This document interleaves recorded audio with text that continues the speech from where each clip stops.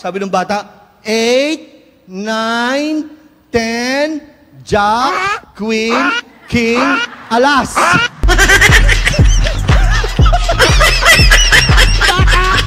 At ang sasabihin ko po ngayong gabi, lulubusin natin ngayong gabi ang hinihingi sa atin ng Diyos.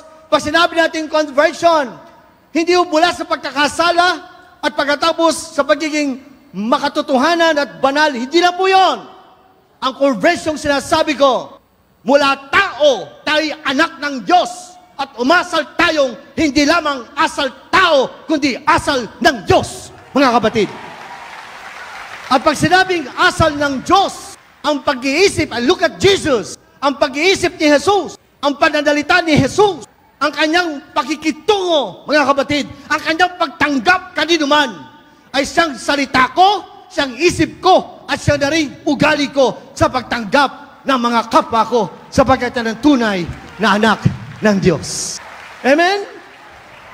Kaya kayang magpatawad, kayang tumanggap muli, kayang balik muli. Why? Bilang anak ng Diyos, it's not our strength, but the strength of God in us. Lord, dahil sa inyo ito, makakaya ko po ito. Lord, kayo po ito, hindi ako. Makakaya ko po ito. At kung magkagayon, yan ang tunay na anak ng Diyos. Amen?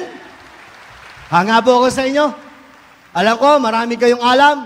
Alam ko, marami kayong magagaling sa maraming bagay. Number 1 ay ang ating Panginoon. Amen?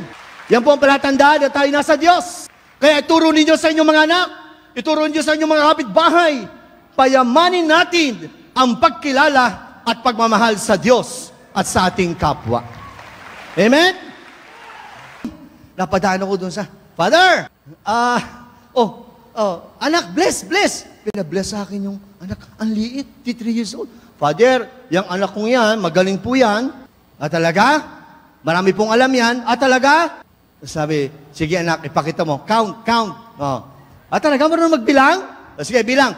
1, sabi naman, 1, 2, 3, 4, 5, 6. Sabi ko ba, magaling nga. Okay alam ha. Father, meron pa yan. Ituloy mo pa. 6, sabi mo, 6, sige. 6, 7, sige. 6, 7, 8, 9, 10. Ako na pumalakpak.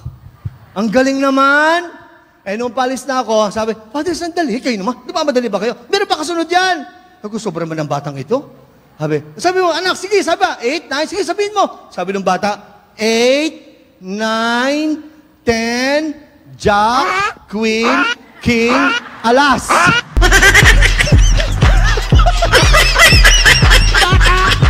Alam ang baraha? Diyos ko pa! Akala ko, ang sasabihin sa akin, Father, alam po niya na in the name of the Father, ay matutuwa ako. Diyos ko po. Pero congratulations. Alam ko, tayong mga anak ng Diyos, unay Panginoon, alam natin ang tamang pagkikipag-ugnayan at tamang pagkikipagkapa.